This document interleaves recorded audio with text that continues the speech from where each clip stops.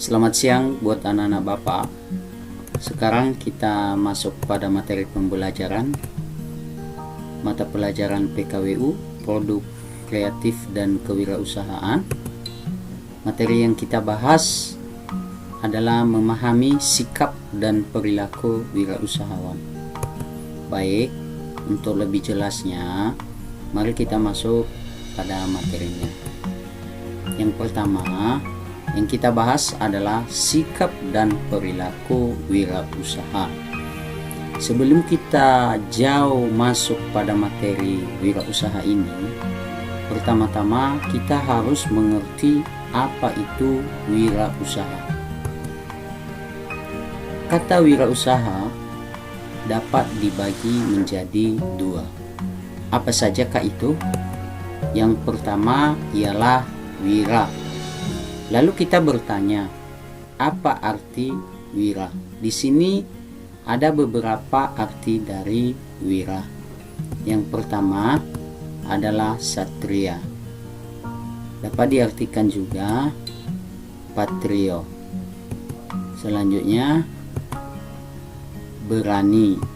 Dapat diartikan lagi teladan. Dapat diartikan lagi pejuang. Itulah beberapa arti dari wira. Lalu kata yang kedua adalah usaha. Yang dimaksud dengan usaha ialah suatu upaya penggerahan tenaga, penyelenggaraan atau penggunaan sumber daya. Lalu kita bertanya, apakah maksudnya dari wirausaha? Wirausaha adalah semangat, sikap, perilaku, dan kemampuan seseorang dalam menangani usaha atau kegiatan yang mengarah pada upaya cara kerja, teknologi, dan produk baru dengan meningkatkan efisiensi dalam rangka memberikan pelayanan yang lebih besar.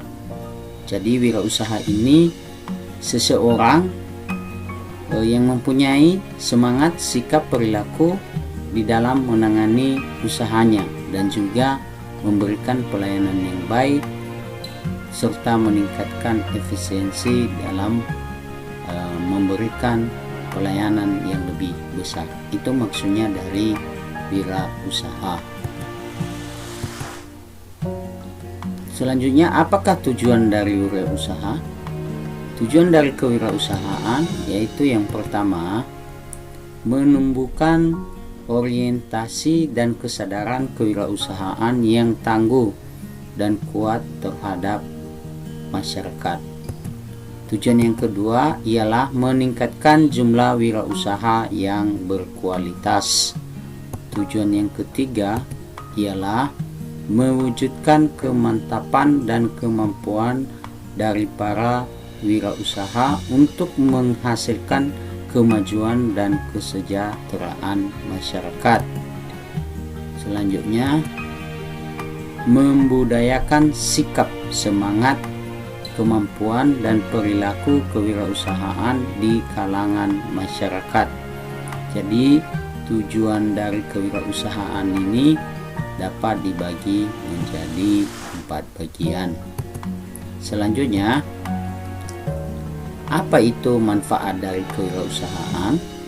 Manfaat dari kewirausahaan ada beberapa macam, ada 7. Yang pertama adalah menambahkan daya tampung karyawan sehingga dapat mengurangi tingkat pengangguran. Jadi ini juga salah satu cara seorang wirausaha itu dia bisa menampung karyawan sehingga mengurangi tingkat pengangguran. Contohnya dia membuka usahanya. Kalau membuka usaha pasti kita akan membutuhkan yang namanya karyawan. Kemudian yang kedua adalah manfaatnya sebagai penggerak pembangunan sosial, pribadi, lingkungan, pemeliharaan lingkungan, dan kesejahteraan. Jadi ini juga berefek kepada lingkungan, sosial, dan juga kesejahteraan masyarakat. Kemudian manfaat yang ketiga ialah mendidik masyarakat agar hidup hemat dan efisien. Kemudian keempat adalah memberikan pengawasan tentang bagaimana harus bekerja keras dan tekun. Jadi ini juga bisa memberikan pembelajaran buat yang lain bagaimana untuk bekerja keras dan tekun dengan kita ada usaha. Selanjutnya manfaat yang kelima ialah memberi pendidikan pada para karyawan agar berdisiplin, tekun, dan jujur dalam pekerjaan.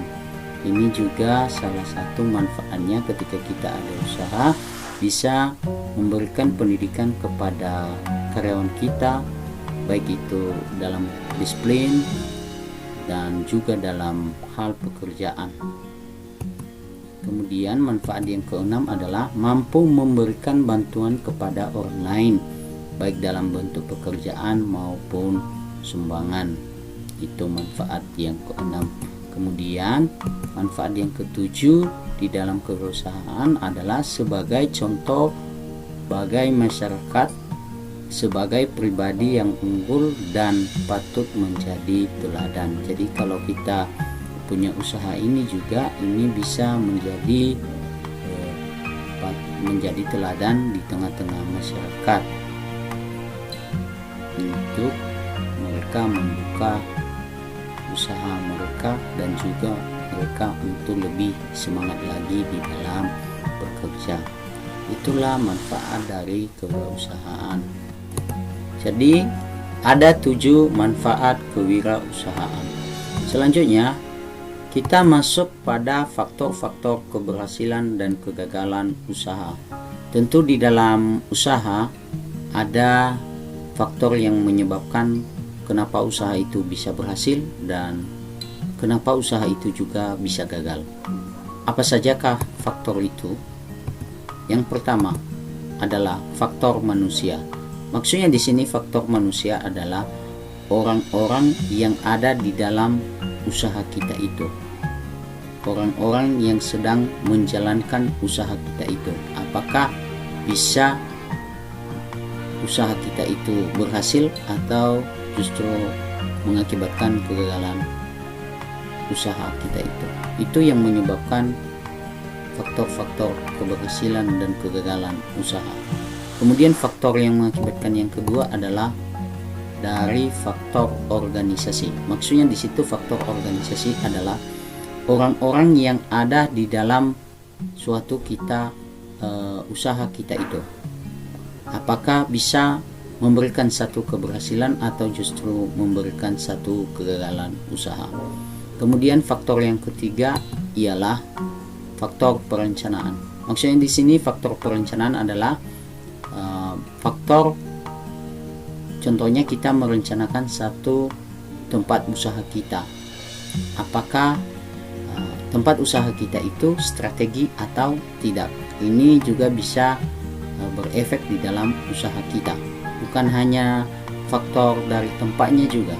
Ini juga dari faktor perencanaan di dalam usaha yang kita akan buat. Contohnya jenis apa usaha yang kita akan buat, apakah itu memberikan satu keberhasilan atau kegagalan, perlu kita kaji tentang hal itu. Kemudian faktor yang selanjutnya ialah faktor modal atau keuangan. Tentu di dalam suatu usaha sangat dibutuhkan yang namanya modal atau keuangan. Tentu kalau tidak ada keuangan maka otomatis usaha kita itu gagal atau tidak berhasil, karena ini faktor utama atau bisa kita katakan ini adalah roda dari usaha kita itu, apakah bisa memberikan keberhasilan atau tidak. Kemudian faktor yang mengakibatkan kegagalan dan keberhasilan usaha selanjutnya adalah faktor manajemen. Maksudnya di sini faktor manajemen, bagaimana kita memanajemen atau mengelola usaha yang kita buat itu. Apakah bisa memberikan keberhasilan atau justru memberikan satu kegagalan. Kemudian faktor yang mengakibatkan selanjutnya adalah faktor pemerintahan. Maksudnya di sini faktor pemerintahan ini saya ambil salah satu contoh. Tentu di dalam suatu membuka usaha itu kita harus ada izin. Jadi ini juga mengakibatkan berhasil atau tidak berhasilnya suatu usaha kita itu. Jadi faktor-faktor keberhasilan dan kegagalan usaha ini dapat diakibatkan oleh beberapa faktor atau dapat kita pertimbangkan beberapa faktor. Ada terbagi 6 faktor tadi. Maka ketika kita sudah jalankan ini semua, ini sangat berefek untuk usaha yang kita akan buat atau yang kita akan rencanakan. Baik, itu saja dulu untuk pertemuan kita kali ini. Sekian dan terima kasih. Kita akan bertemu kembali pada pertemuan selanjutnya.